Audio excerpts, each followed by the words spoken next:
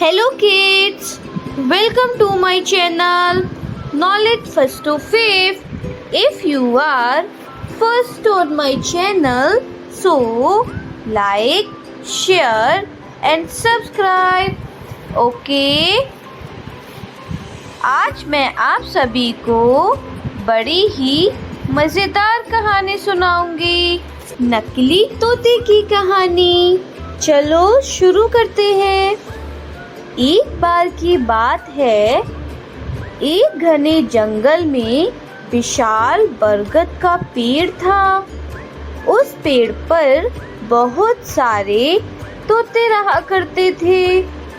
वे सभी हमेशा इधर उधर की बात करते रहते थे।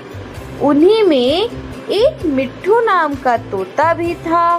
वह बहुत कम बोलता था और शांत रहना पसंद करता था। सब उसकी इस आदत का मजाक उड़ाया करते थे, लेकिन वह कभी भी किसी की बात का बुरा नहीं मानता था। एक दिन दो तोते आपस में बात कर रहे थे। पहला तोता बोला, मुझे एक बार बहुत अच्छा आम मिला था। मैंने पूरे दिन उसे बड़े चाव से खाया। इस पर दूसरे तोते ने जवाब दिया, मुझे भी एक दिन आम का फल मिला था। मैंने भी बड़े चाव से उसे खाया था। वही मिट्ठू तोता चुपचाप बैठा था। तब तोतों के मुखिया ने उसे देखते हुए कहा, अरे हम तोतों का तो काम ही होता है बात करना, तुम क्यों चुप रहते हो? मुखिया ने आगे कहा, तुम तो मुझे असली तोते लगते ही नहीं हो, तुम नकली तोते हो। इस पर सभी तोते उसे नकली तोता कहकर बुलाने लगे, लेकिन मिट्ठू तोता फिर भी चुप था। यह सब आगे चलता रहा। फिर एक दिन रात में मुखिया की बीबी का हार चोरी हो गया। मुखिया की बीबी रोती हुई आई और उसने पूरी बात सुनाई। मुखिया की बीबी ने कहा, किसी ने मेरा हार चोरी कर लिया है और वो हमारी ही झुंड में से एक है। यह सुनकर मुखिया ने तुरंत सभा बुलाई। सभी तोते तुरंत सभा के लिए इकट्ठे हो गए। मुखिया ने कहा, मेरी बीबी का हार चोरी हो गया है और मेरी बीबी ने उस चोर को भागते हुए भी देखा है।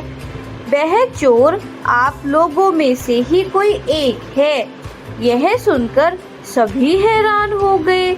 मुखिया ने फिर आगे कहा कि उसने अपने मुंह को कपड़े से ढककर रखा हुआ था, लेकिन उसकी चोंच बाहर दिख रही थी।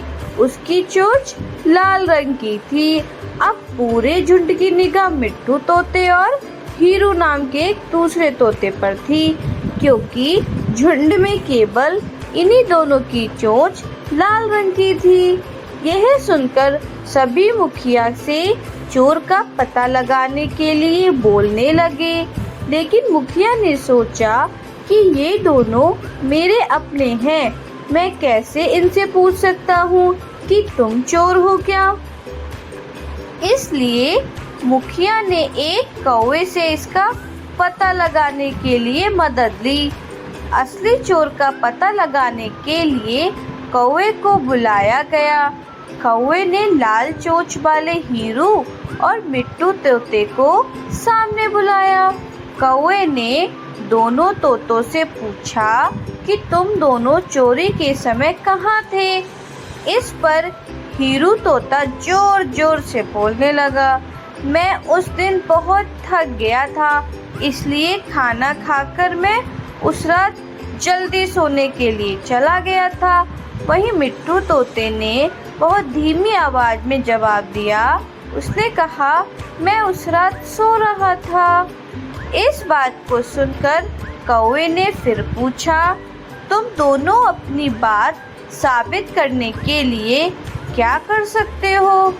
इस पर हीरू तोता फिर बड़ी तेज आवाज में बोला, मैं उस रात सो रहा था, मेरे बारे में सब जानते हैं, ये चोरी मिट्ठू ने ही की होगी, इसलिए वह इतना शांत होकर खड़ा है। मिट्ठू तोता चुपचाप खड़ा हुआ था। सभा में मौजूद सभी तोते चुपचाप यह सब देख रहे थे। मिट्ठू तोता फिर धीमी आवाज में बोला, मैंने यह चोरी नहीं की है। इस बात को सुनकर कौवा मुस्कुराकर बोला कि चोर का पता लग गया है। मुखिया के साथ साथ सब लोग हैरानी से कौवे की ओर देखने लगे।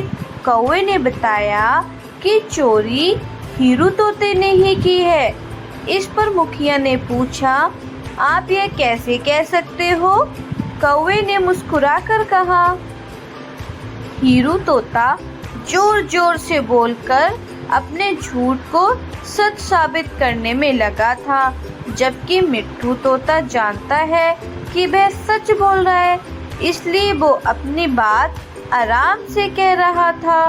कौवे ने आगे कहा, वैसे भी हीरू तोता बहुत बोलता है, उसकी बात पर भरोसा नहीं किया जा सकता। इसके बाद हीरू ने अपना जुर्म कबूल कर लिया और सभी से माफ़ी मांगी। यह सुनकर सभी तोते हीरू तोते को कड़ी सजा देने की बात कहने लगे, लेकिन मिट्ठू तोते ने कहा, मुखिया जी, हीरू तोते ने अपनी गलती मान ली है, उसने सबके सामने माफ़ी भी मांग ली है, उससे पहली बार ये गलती हुई है, इसलिए उसे माफ़ किया जा सकता है।